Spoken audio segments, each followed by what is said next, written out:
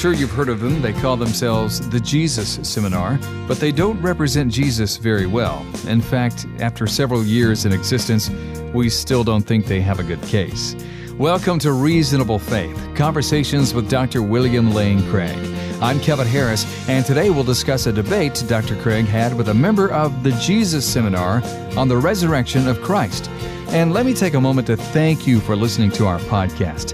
Come back often as we update with new topics, teaching, and information to equip you wherever you are on your journey. So be sure and bookmark reasonablefaith.org and stay tuned. At the end of the program, I'll give you some more information. Dr. Craig, you were in Mississippi at Millsaps College for this well-attended debate, and this was not your first encounter with the Jesus Seminar. I've debated quite a number of folks who have been in the Jesus Seminar, people like John Dominic Crossan, Marcus Borg, and others. And so Roy Hoover, as one of the principal members of the Jesus Seminar, was a person that I wanted to have a debate with and to raise these issues about the historicity of Jesus with. Most people listening to us right now know about the Jesus Seminar, and for those who don't, they are not a group that is representative of the Christian faith in that they deny the vast majority of what Jesus said, are very critical of the New Testament. Right. They would say over 80% of the words attributed to Jesus in the Gospels are inauthentic, that is to say, not uttered by the historical Jesus. The Jesus Seminar is committed to crafting a new view of who Jesus was that I think lay people would call a liberal view. That would be the way they would characterize it, a liberal view of Jesus, a purely human Jesus who was a good social reformer and teacher and who was sadly killed, but who can be inspiring for us today. It's a sort of humanistic Jesus and a humanistic Christianity that the Jesus Seminar supports. Yeah, one that would undermine New Testament Christianity. Clearly. So this is an opportunity then to debate these issues. What was the topic of the debate?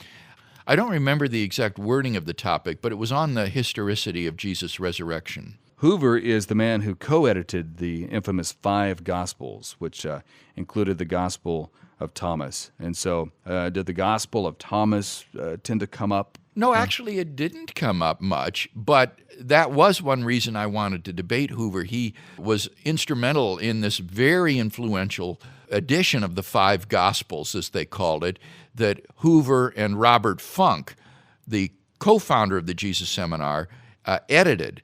And the introduction to this book is especially interesting because it lays out in a very candid and clear way the presuppositions that the members of the Jesus Seminar make when approaching the Gospels. And it's very helpful reading for anyone who wants to understand left-wing biblical criticism. This introduction makes it quite clear. And so as one of the co-authors of that, Hoover is an important figure to take on. In his opening speech, he told the audience he wasn't going to argue for a no answer to the question on the resurrection, but just offer an alternative reading of the evidence. Right. I thought that was a typical kind of liberal schmoozy way to do things. I'm not going to answer no. I'm not going to stake out a position here that I will have to defend and give arguments for. I'm just going to give a different reading, a different interpretation. This is so typical of this kind of soft, mushy kind of way of approaching these questions, not staking out a claim and giving arguments for it, but just offering a different interpretation. Well, it seems then that he took Paul's formula in 1 Corinthians 15 and the evidence for the resurrection there as late developing, and Paul didn't explicitly mention the empty tomb and things like that. It looks like he's kind of going for the resurrection was tacked on later, kind of an approach. Yes. Astonishingly, this is what he thought. And his basis would be to try to drive a wedge between what the Apostle Paul believed and what the gospel writers believed and wrote about. And his claim is that because Paul's letters are earlier than the Gospels, they're more trustworthy, they're more reliable. And so he argues that Paul makes no mention of the empty tomb of Jesus, and therefore that means that the empty tomb is non-historical, that it didn't exist. The empty tomb is a later legend that arose decades after Paul wrote his epistle to the church in Corinth. He didn't deny the appearances of Jesus after his death. He didn't deny that these occurred, but on the other hand, he never explained what they were in the debate. I assume he would have to say these were hallucinations or some sort of self-induced visions or something, but that was one of his weak points in the debate, was he never explained what these appearances were that Paul himself lists in 1 Corinthians 15. And then with regard to the origin of the Christian faith, the third fact to which I always appeal, he denied that the original disciples really did believe that Jesus risen from the dead. Now, this is astonishing and extremely radical. He thought that the original disciples just thought that Jesus was exalted to God's right hand, so to speak. That he wasn't resurrected, it was just a change in his status. That's right. That It wasn't a change in the corpse. It was just a change in the status of Jesus, the way he ought to be regarded. So the original disciples did not really believe that Jesus was risen from the dead, but they used the Jewish language of being risen from the dead to express this change in Jesus' status, contrary to the universal meaning of these words. And then it was later on that these words then became interpreted literally to mean that he's actually risen from the dead.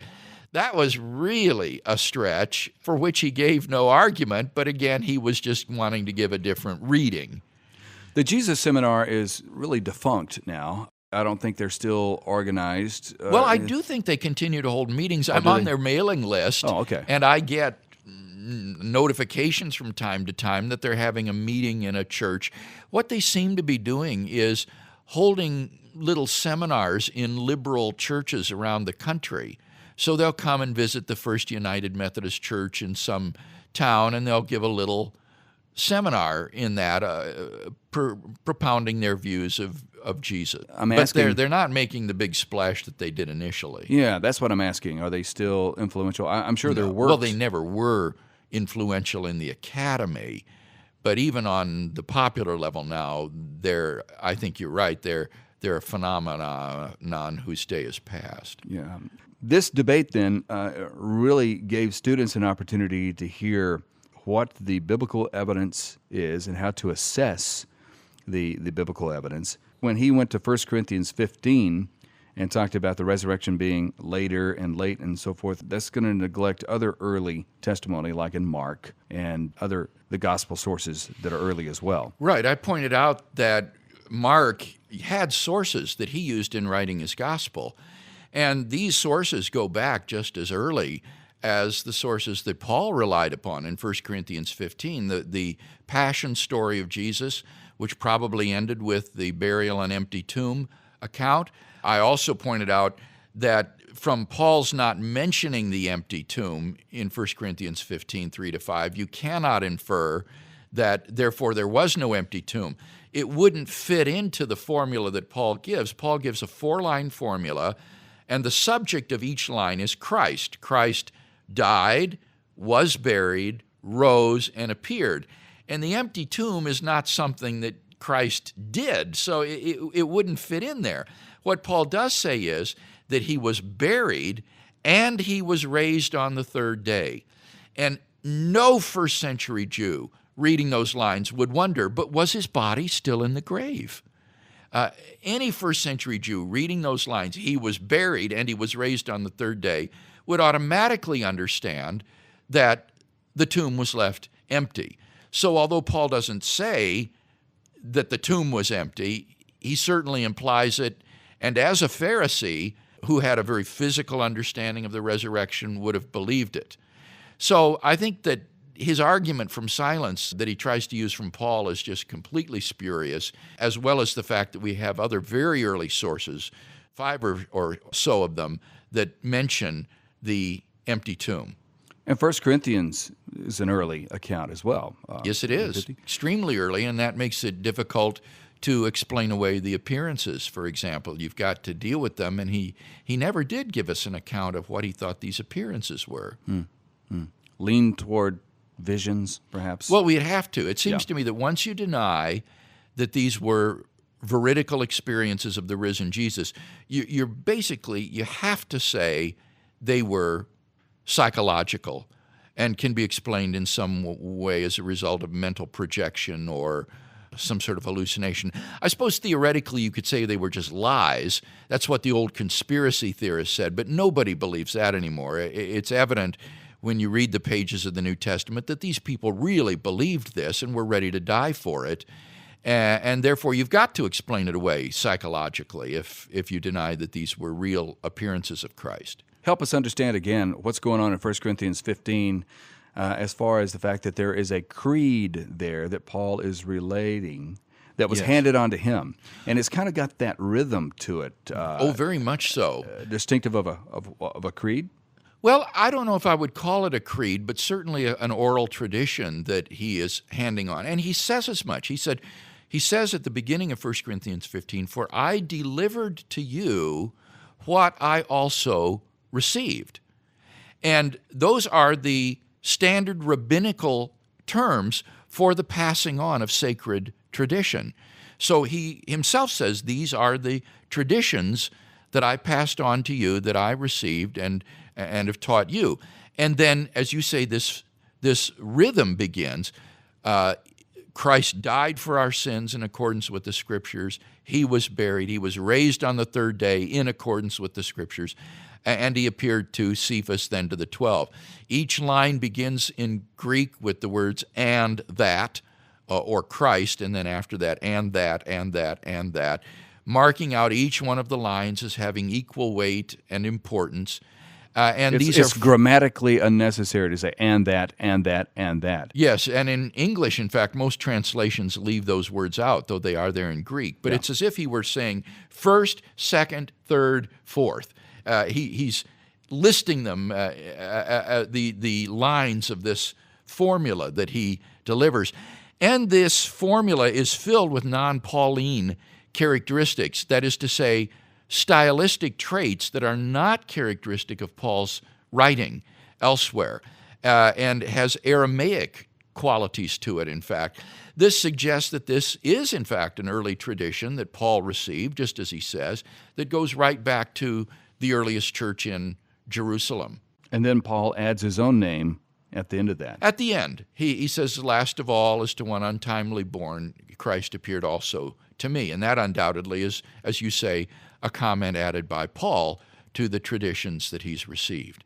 Bill, so often the criticism is that oral tradition in an oral culture is just not reliable. Look at us today. We can't remember our own phone number. And, kind of a thing like that. Right. Do they have a point there? No, not at all. In fact, the contrast with us is telling because we live in a non-oral culture in which we don't need to memorize and retain facts and information because we live in a literary culture and can have records of things.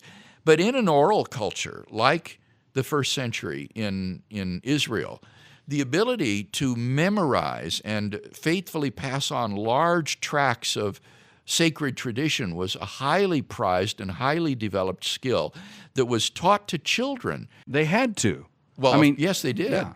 It wasn't an option. They didn't have an internet. I mean, No. they didn't have an email. I mean, they couldn't even write, probably, many of these folks. So they would, in the home, in the synagogue, and in the school, children would be taught the ability to memorize oral tradition and to pass it on faithfully.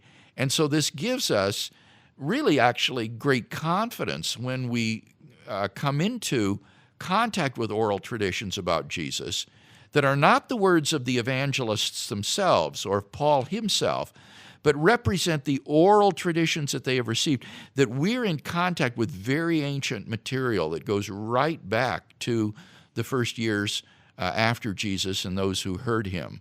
I understand that some scholars say that oral tradition right there in 1 Corinthians 15 could be within 5 years. Oh, that's the what crucifixion. virtually everybody thinks, is that it goes back to within 5 years. Some I've seen, like Jimmy Dunn, an esteemed historical Jesus scholar from England, thinks that it goes back to within perhaps 18 months Wow. of the crucifixion of Jesus, that it's so old. So that's very early tradition. Mentions the appearances. It also mentions belief in his resurrection. It shows that this is not a later theological development that Paul originated, much less somebody else, but goes right back to the earliest belief of the disciples. And as I said, the word resurrection always meant the raising up of the dead person in the tomb. The remains of the dead men, particularly the bones, were the object of resurrection in Jewish belief. It never meant anything else in Jewish or pagan literature. And so Hoover's idea that they simply use this language but they didn't really mean it, I think is just completely wrong. And we know it's wrong by looking at Paul's lengthy discussion in 1 Corinthians of the nature of the resurrection body. If they weren't talking about the body, Paul wouldn't be concerned to go into this lengthy discussion of what the body is going to be like and how it's different from the earthly body and how it's the resurrection of the earthly body. He says again and again in 1 Corinthians, it is sown, using the analogy of a seed being planted in the ground. The earthly body says it's sown in corruption. It is raised in immortality. It is sown in weakness. It is raised in power. It is sown in dishonor. It is raised in glory. Again and again, the analogy of the seed shows that the resurrection body is the product of God's act upon the earthly body that has been interred in the ground or in the tomb, and that God then raises. So Hoover's view, I think, is just desperate to think that these earliest disciples used the language of resurrection, but they didn't mean by it what it has always meant, and that nobody ever bothered to correct them, but instead this misuse became universal in the early Christian church. Do you recall any of the students' reaction to this exchange? Questions that came out of it? My impressions, Kevin, was that most of the students or people who came to this debate were Christians. Unfortunately, a debate on a topic like the resurrection of Jesus is too religious to attract many non-believers. Anything that is about Jesus just scares non-believing students away. And so I think most of the students that came were already Christians, and they posed some good questions, but nothing that really stood out in my memory. My main interest in this debate was having the chance to meet with Hoover on the debating field, to have a debate on these issues, and to get a DVD, a recording of this debate for posterity, so that people could watch it and see how well one of these typical liberal New Testament critics stands up to a case for the resurrection of Jesus. Thank you so much for spending some time with us on Reasonable Faith with Dr. William Lane Craig. And be sure and check back often for updates on our podcasts and resources. And we'd like to ask you to consider partnering with us financially. Your gifts will help us provide much-needed resources for a world seeking answers to the big questions. Help us expand, providing an intelligent, articulate voice in defense of biblical Christianity in the public square. Just go to reasonablefaith.org and click on the donation button. That's reasonablefaith.org. I'm Kevin Harris, and on behalf of Dr. Craig, thank you so much, and we'll see you next time on Reasonable Faith.